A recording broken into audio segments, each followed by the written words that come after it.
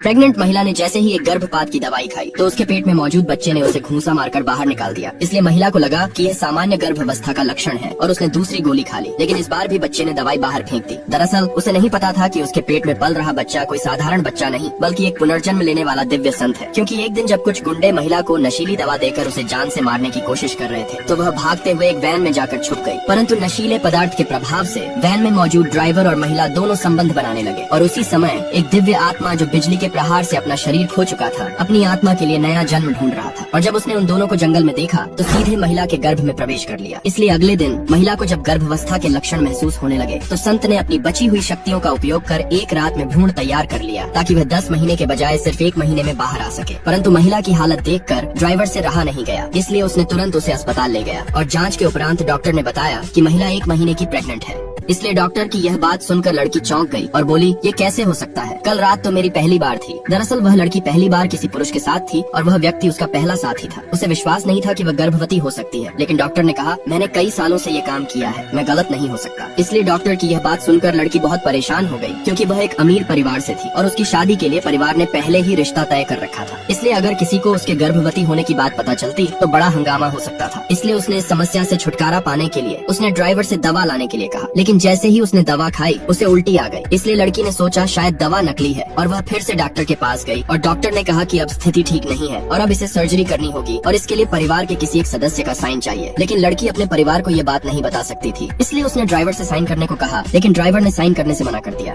इसलिए लड़की ने उसे कहा, अगर तुम साइन करोगे तो मैं तुम्हें 2 लाख रुपए दूंगी और इसके बाद जो भी होगा वह तुम्हारी जिम्मेदारी नहीं होगी। इसलिए ड्राइवर साइन करने के लिए मान जाता है, परंतु जैसे ही वह साइन करने जाता है तो लड़की के पेट में पल रहा बच्चा बोलने लगा कि मत करो ऐसा, मैं तुम्हारा बच्चा हूँ। यह सुनकर ड्राइवर हैरान हो गया और इधर उधर देखने लगा, लेकिन बच्चा बोला, मैं स्वर्ग से आया हुआ एक दिव्य संत हूँ और अब मैं तुम्हारा बच्चा हूँ, इसलिए मुझे बचा लो, मैं तुम्हें अमीर बना दूंगा। लेकिन ड्राइवर बच्चे की आवाज सुनकर अभी भी कंफ्यूज था, इसलिए जब उसने महिला के पेट की तरफ देखा तो उसे महसूस हुआ कि बच्चा सच कह रहा है। परंतु लड़की को लगा कि ड्राइवर बहाने बना रहा है, इसलिए उसने गुस्से में उसे एक थापड़ जड़ दिया। लेकिन ड्राइवर पूरी तरह से कंफ्यूज था, उसे समझ नहीं आ रहा था कि एक दिन में बच्चा कैसे बोल सकता है। लेकिन स्वर्गीय शक्तियों के कारण वह बच्चा सिर्फ 3 दिन में जन्म लेने वाला था।